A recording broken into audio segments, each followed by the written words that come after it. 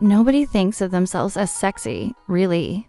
Some days you go, hey, I'm not going to bed today. But if you try and be sexy, you'll never be sexy.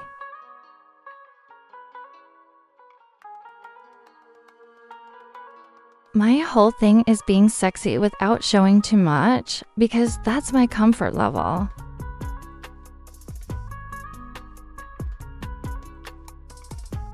Most people can be made to look beautiful. Someone can do your hair nice and put some makeup on. But being sexy is something inside, and not everybody has it.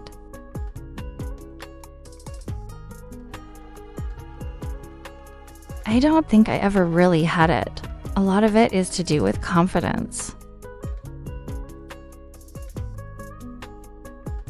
Being sexy is inside of you. It's a confidence thing and learning how to embrace your flaws, because everybody has their issues and things that they don't like about themselves.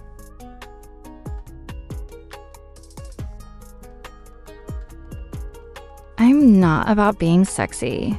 I'm about the music.